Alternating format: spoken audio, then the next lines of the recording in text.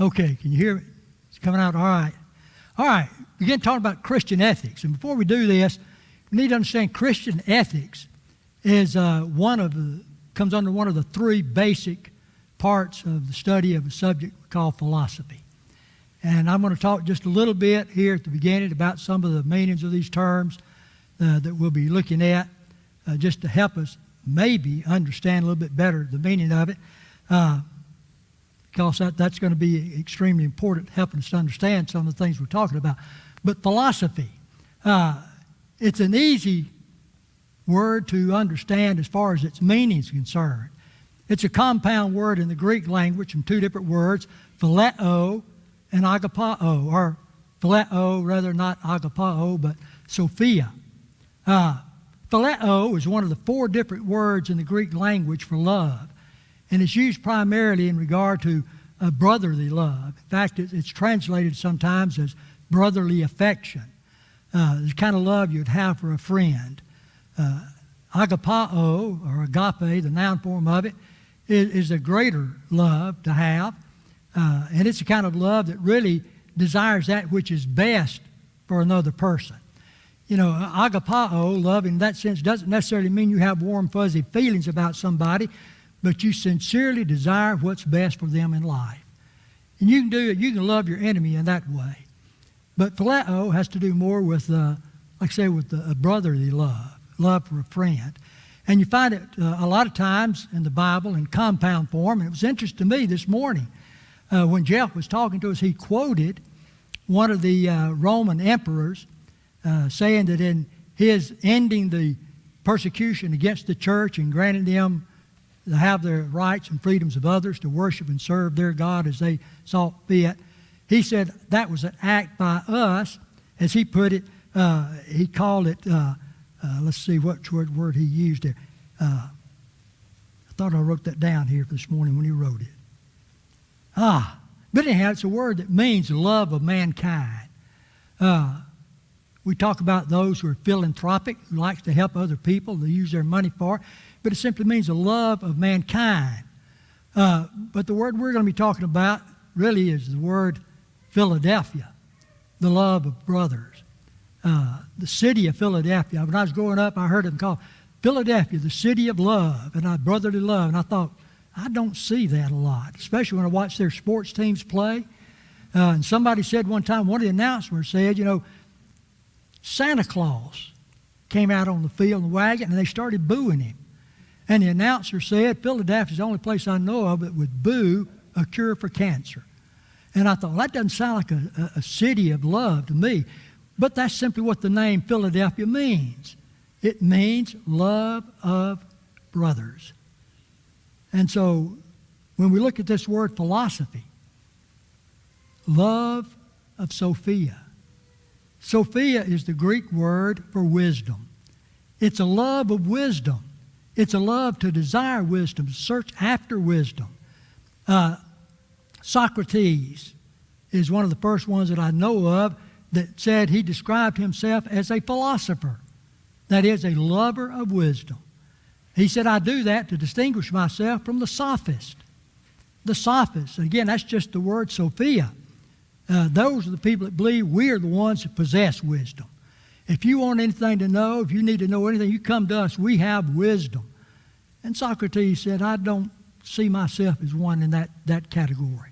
But I am a lover of wisdom. And I think all of us need to be lovers of wisdom so that we would pursue after wisdom that we need. That word is found a number of times in the Bible. We'll talk about it. But Acts 17 and 18, when Paul's on Mars Hill, it says, then certain Epicurean and Stoic philosophers encountered him, and some said, what does this babbler want to say? Others said, he seems to be a proclaimer of foreign gods, because he preached to them Jesus and the resurrection. But he talks about two different groups of philosophers, lovers of wisdom, the Epicureans and the Stoics. So in philosophy, one of the things we're looking at is looking for the ideal life. What's the best kind of life for a person to live? What's the kind of life that would be best for you and be best for everybody else? Well, the Epicureans had their way of the kind of life they think you should live. You know anything about Epicureans or about Epicurus?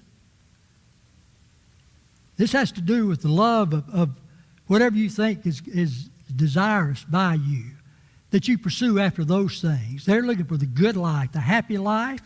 You know, you want the best foods, the best clothing, best house. You want everything that's the best. So that's what you're looking for.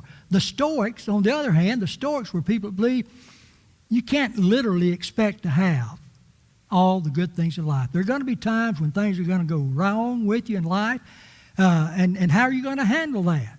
And their way of handling it was you just got to train yourself to where you don't care. And so a man has his favorite mug that he likes to drink out of. And, you know, and I've got my favorite mug that I drink coffee out of every morning. And I really like it. That's a great mug. But suppose that mug gets broken. What are you going to do? That's your favorite mug, and now it's broken. What do you do? Well, you just tell yourself, I don't care. It doesn't matter. You've got a pet that you love. You've had this pet for years and years, and then one day it gets killed. Maybe that dog runs out in the street and is hit by a car and it's killed. And you're upset. Well, what do you train yourself? You say, I don't care. I just don't care. And finally it gets to the point to the individual that you love most in life. Maybe it's your wife or your husband. Maybe it's one of your children. And something happens and they die and you simply say, I don't care. And they said that's the only way to live. You can't expect everything to be good all the time, so just accept the fact that things are going to go wrong and just get to the point where you don't care when it does. Well, that's a poor way to live life. And so philosophy is concerned with finding the right kind of, the best kind of life to live. That's part of this. Colossians 2:8 is another time when Paul mentions philosophy. And he says, beware lest anyone cheat you through philosophy and empty deceit according to the tradition of men, according to the basic principles of the world, and not according to Christ. Now, some people take that and say, you know, all philosophy is bad. You ought not to have anything to do with it. Because, he says, it's that and empty deceit is according to the traditions of men, and it's by that way that men will cheat you. And that's true. There are a lot of things about philosophy and the different philosophies that people have. It's a horrible thing. I wouldn't want to be involved in it. I wouldn't want anyone else to be involved in it. But the kind of philosophy he's talking about is a philosophy that's according to the traditions of men. Now, when we talk about ethics in a minute, we're talking about that has to do with value. You know, what is really valuable in life? What is good? What is the things that we ought to do, and what are the things we ought not to do? And pursue after the things that we should, the things that are good and honest in life. But that's the philosophy that comes to us from God. But the philosophy that comes from men is those kind that are full of deceit, and they're not going to help anyone else out. They're just simply going to destroy. But that's philosophy. Now, philosophy is divided up, said, into three major areas. Just very briefly to mention these things. First of these is metaphysics. And metaphysics is simply talking about reality. You know, what is real as opposed to what appears to be real. For example, if you look at this stand I have here, obviously it's made out of wood. And as I look at it, and I say, well, this wood looks very smooth. And when I run my hands over it, it's very smooth. But if you look at this stand, if you can look at it highly magnified, you're going to notice it's not really smooth. There are little valleys in that, cuts. The only thing is they're so small you can't see them with the naked eye. You can't feel them with your hand, but they're there. So what's real? Is what I see and what I feel real, or is it what I can see when I look through a microscope at it? That's the idea of what is real in life, and so concerned with that. Axiology. This is the thing that's concerned with value. And this is where ethics comes in. And we're going to get to that in just a moment. But the third major group is epistemology. And that's concerned with knowledge. So the theory of knowledge. How do you come to know something? How do you go about learning to where you can say, I know that this is true? And so there are different ideas that people have about that. You know, we used to say that seeing is believing. And yet, sometimes what you see is not necessarily real and true. You put a pencil, I know you did this probably in science classes and even in elementary school. You put a pencil in a glass of water and look at it, what does it look like? It looks like it's bent. Because of the refraction of the water, it makes like it comes down, then it shifts over. Well, is that real? Or is it when you take it out of the water and look at it and it looks straight? Or you take it and hold it in your hand, bob it up and down so it looks like it's rubber. Well, epistemologists do. Well, how do you know what's real? How do you get to the point where you know something is true? But like I said, axiology is really what we need to be concerned about in this class because that's where ethics comes in. And ethics is also derived from a Greek word. It's a word that appears in the New Testament. It's the word ethos. And that word ethos is found in Acts 6:14, where people are accusing Philip of certain things to bring about his death. Verse 14 says, for we have heard him say, this Jesus of Nazareth will destroy this place and change the customs which Moses delivered to us. Now you hear the word customs. What does that mean to you? What is it? How would you define customs?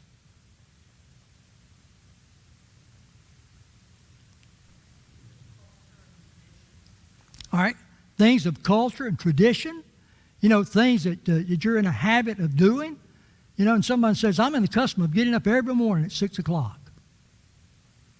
Well, that's one of the meanings of customs. But this word ethos, translated here as customs, sometimes is translated as law. And sometimes it talks about the customs here, the customs which Moses delivered to. What are the customs that Moses delivered to the Jewish people? What's that? The 10 Commandments. You know, he went up onto the mountain, called there by God. He's up there for 40 days and 40 nights. And he comes down with 2 tables of stones written on both sides that comprise the 10 Commandments. And these are the customs. These are the valuable things that God's given that talked about how we're to live. It gives us our moral obligations in life. Now, the first 4 of the 10 Commandments deals with things that deal with our relationship with God. The next 6 commandments deal with our relationship with our fellow man. And so those are the things that we really want to talk about here in this class. But it's even more than just talking about ethics, because it's narrowed down to talking about Christian ethics. Now, I want to just read to you what the books in philosophy talk about as far as ethics is concerned. It says the traditional function of ethics has been to set standards, to prescribe norms, and to give ideals. And so, where do these ideals come from? I don't expect anybody to seriously remember, but the opening lesson we had in the summer series was taught by me. And one of the things we talked about most, was the existence of God. And we looked at the 4 different arguments that can be made to show that God exists, but we dealt primarily with what's called the moral argument. And dealing with the moral argument, we can know that God exists because you cannot explain otherwise where these values come from. Now, the atheist says, well, those values did not exist until man came into existence. And all the values that we have in this life are given to us by men. These are the ideas that men have come up with that we're following. But the problem the atheist has with that, as we showed in that debate that Dr. Flew had with Brother Thomas Warren, Brother Warren asked him the question about the Nazis who were brought to trial when the war was over, brought to trial at Nuremberg, and they were sentenced, many of them sentenced to death, others to long terms in prison, because of what they did in killing the Jews. Now, the Nazis defended themselves by saying, listen, we had our own society. We made our own laws. And according to our laws, we needed to kill the Jews. And it would have been wrong for us, it would have been sinful of us not to follow our laws. And now you have come along and you're trying to judge us based upon a foreign law that has nothing to do with us. You're judging us by the law of Britain, the United States, France, the Soviet Union. You're judging us based upon their laws. Now, if value comes only from men, then the Nazis were absolutely right. We would have no reason to condemn them for what they've done if it's based purely upon laws that we have invented. And I used as an illustration, in England, they all drive their cars on the left side of the road. Suppose England decided that they're going to call and draw up to the World Court every citizen of the United States that has a driver's license is driving. And we're going to charge you with violating our law. Because according to British law, you can only drive legally on the left side of the road. But you're driving on the right side, so we're holding you guilty, and you're going to pay for it. How would we react to that? It's foolishness. There's no way you're going to hold us guilty of breaking your law. But you see, that's what the Nazis were saying. You're condemning us as being guilty because we broke your law. But then Brother Roberts had been one of the justices of the Supreme Court and was appointed by the president to serve as one of the judges of the Nuremberg trial. He said, no, we're not judging you based upon the laws of the United States or Britain or any other nation. We're judging you based upon a higher law that goes beyond all boundaries and beyond all times. Now, he didn't state it, but what he was talking about, we're judging you based upon the law of God, because that's where the true values come from. And so the laws that we as Christians are to follow, the things we're to teach other people to heed and obey in their own lives, are those laws that are given to us by God. And so these are the things that we need to be concerned with. We need to be willing to follow what God has to say. Now, if you read in most of the philosophy books today written by people that do not believe in God, here's some of the things you're going to learn from them. They're going to say, no, all the values that we have are from men. And you look at what they believe and what they teach in life, and it's horrifying. When Brother Warren had a debate later with one of the professors at the University of Texas, Denton, he was a man that believed we follow the laws established by Jeremy Bentham, that everybody should seek that which pleases him the most. And if what you're doing is pleasing to you, then nobody can condemn you for that. And the first thing that Dr. Warren did was he got up and he read an article from the local newspaper there in Texas about a young girl, a child, 5 years of age, who had been brutally raped by a man 30-something years of age. And when he was through with her, he gave her some money to buy candy and not tell anybody. But the child had suffered tremendously. Several different surgeries had to be performed on that child. And Brother Warren said, I want you throughout this debate, throughout the discussion, I want you to keep in mind what happened to that child. Because according to Jeremy Bentham and those who follow his teachings on ethics, believes if you got pleasure out of that, then it was okay. And that's what so many people are teaching today. The strict warning that God's given to us is that we need to heed His will and to follow that.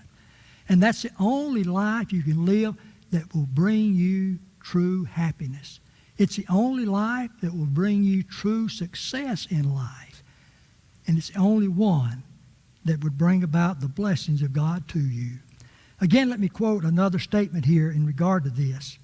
It says, in Christian ethics, there are certain standards that have been set and must be followed to obtain the truly happy life. However, these standards are not set by men, but by God. It is the severance of ethics from fixed values and standards that has brought moral chaos. Theological sanctions have been discarded as modern man seeks only social and sometimes only individual approval of his behavior. Perhaps there has never been a time when Christian ethics has been so attacked, when the soul of 20th century man no longer feeds on objective and eternal norms, but is content with ethical leftovers. Now, the majority of the philosophy departments in the major universities here in America are atheistic. And the things that they teach in regard to ethics are those things that have nothing to do with the ethical norm that God provides for us in His Bible. And it's all far, far away from that. Now, the danger of following what men say can be seen clearly in the Bible and the things that happen there. Judges chapter 17 and verse 6. In those days there was no king in Israel. Everyone did what was right in his own eyes. People weren't following what God said. They were doing what was right in their own eyes. Each man became the standard of all things. Man determined what was right and wrong.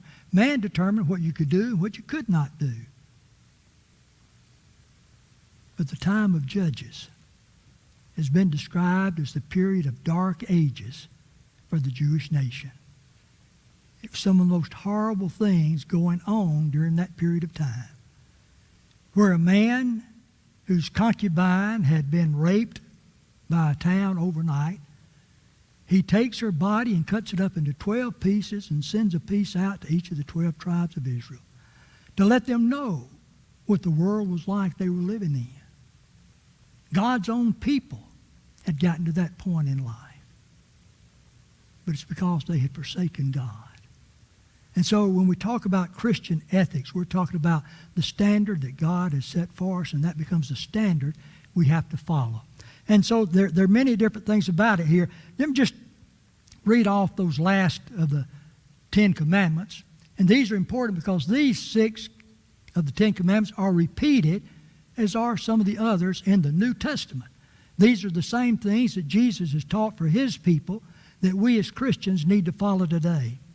Honor your father and your mother, that your days may be long upon the land which the Lord your God has given you. You shall not murder. You shall not commit adultery. You shall not steal. You shall not bear false witness against your neighbor. You shall not covet your neighbor's house. You shall not covet your neighbor's wife, nor his male servant, nor his female servant, nor his ox, nor his donkey, nor anything that is your neighbor's. And so they're laid out very clearly there. The ethical standard that God requires of those of us who are His people to follow that. And so what I want to do is begin looking at some of these. I want to begin with number 9. That's at verse 16. You shall not bear false witness. And I want to do that because I believe that's one of the most broken of God's laws in the world today. And it was the first of the laws broken ever mentioned in the Bible, even before Adam and Eve sinned. When God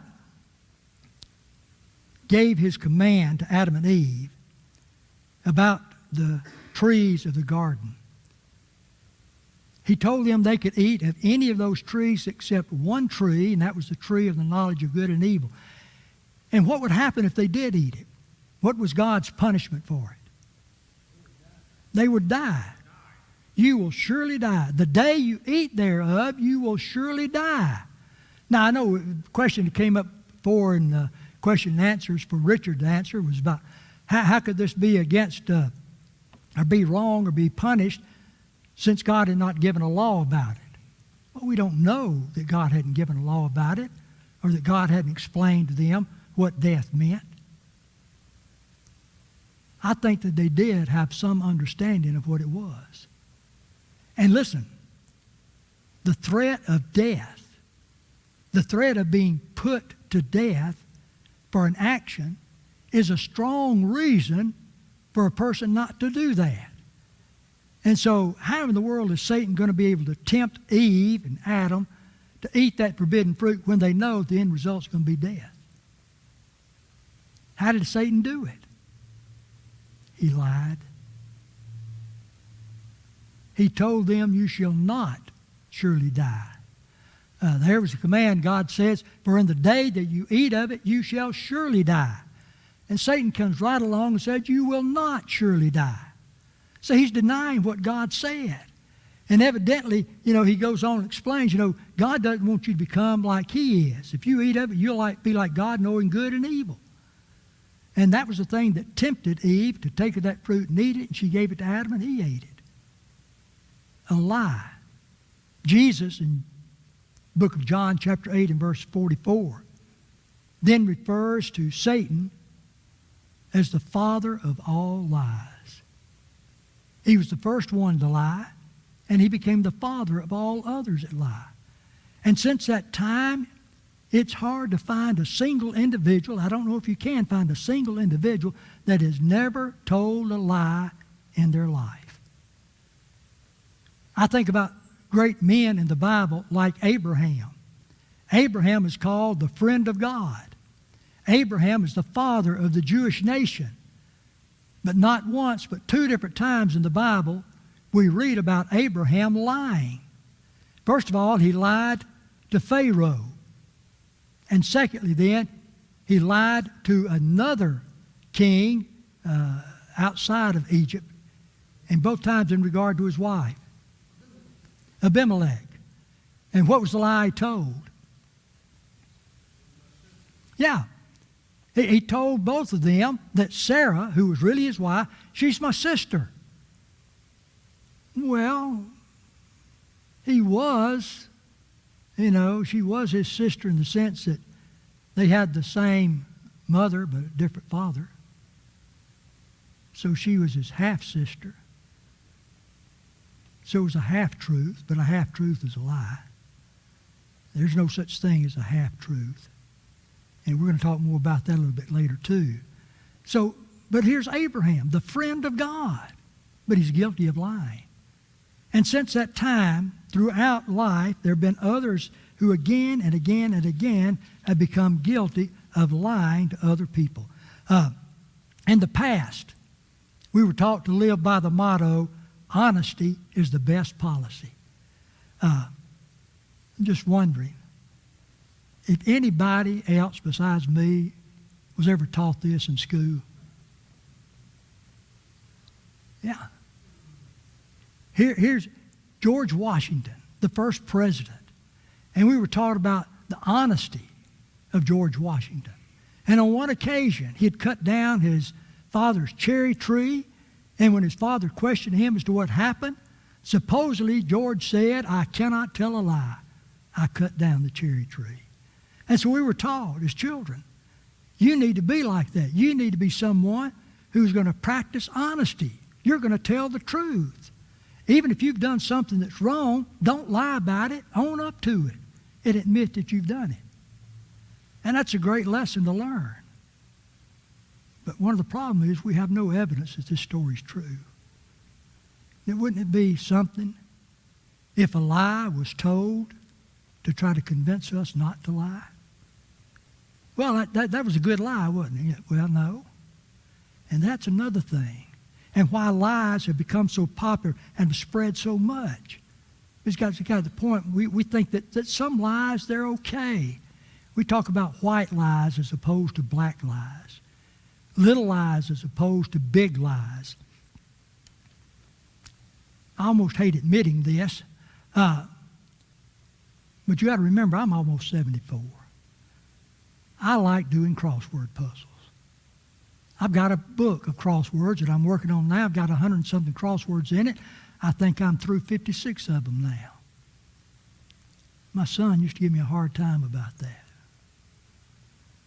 But listen, I was doing one of those crossword puzzles the other day, and the answer to one of them, and I filled it in, L-I-B.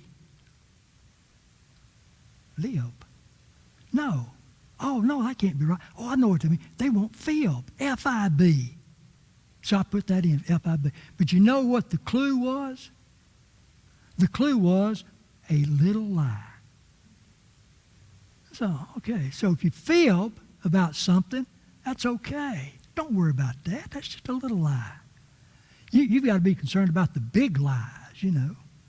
And so that idea has gone on and on. And it's got to the point where lying has become almost, some people consider lying a necessity to be successful in business. We talked about honesty is the best policy.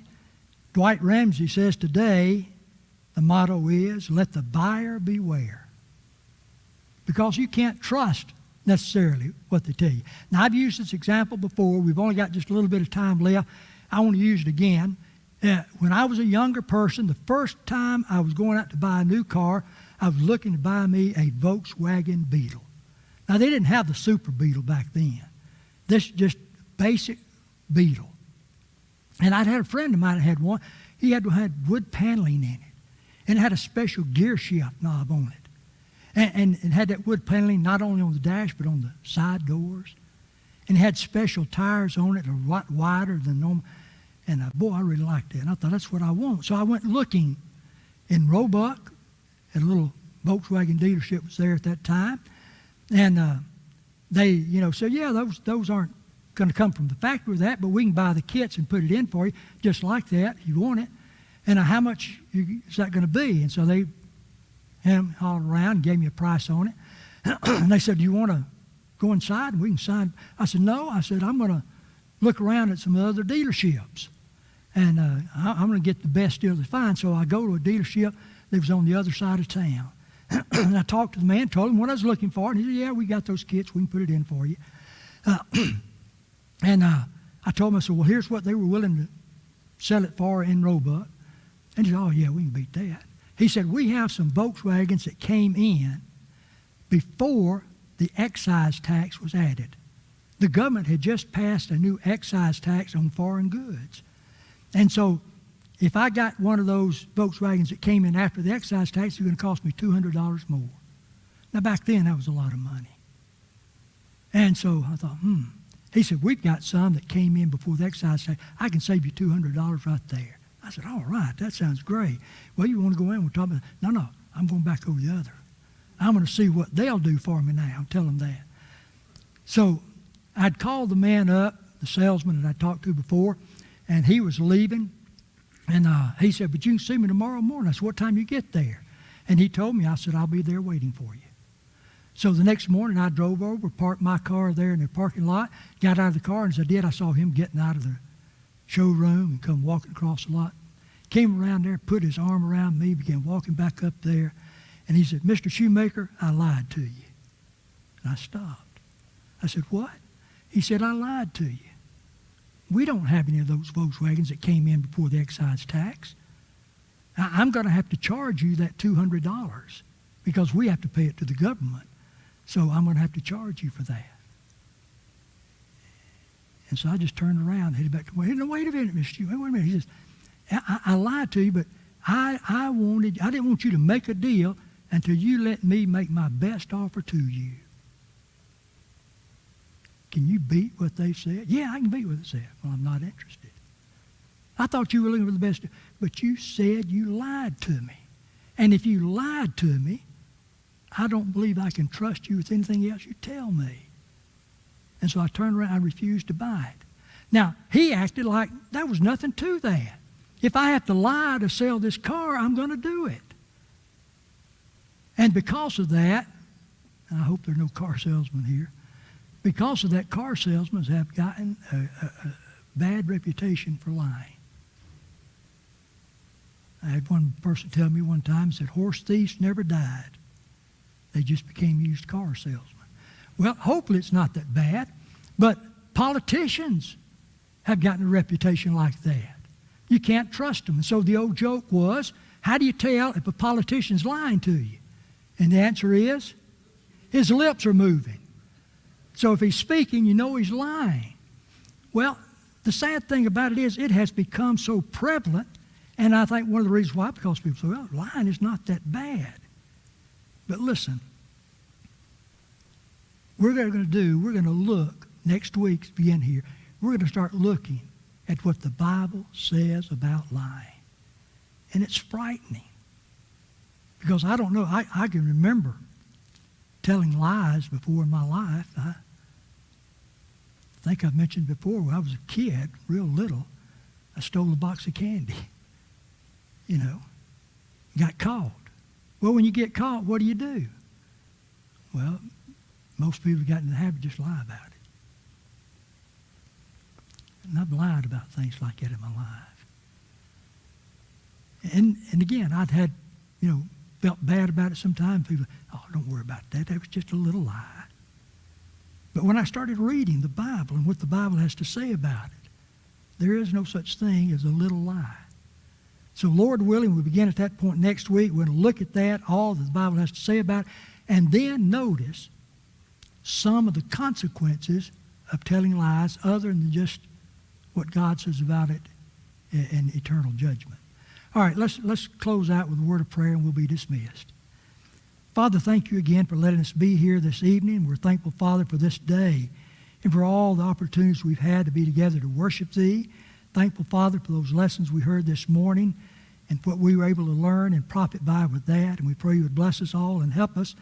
Then what we learn, that we will choose and make sure that we put it to practice in our own lives, that what we do will please Thee and will bring glory and honor to Thee and not cause shame upon Thee and upon Thy church. Dismiss us, Father, please, now in your care and allow us to be back again this coming Wednesday evening. In Jesus' name we pray. Amen.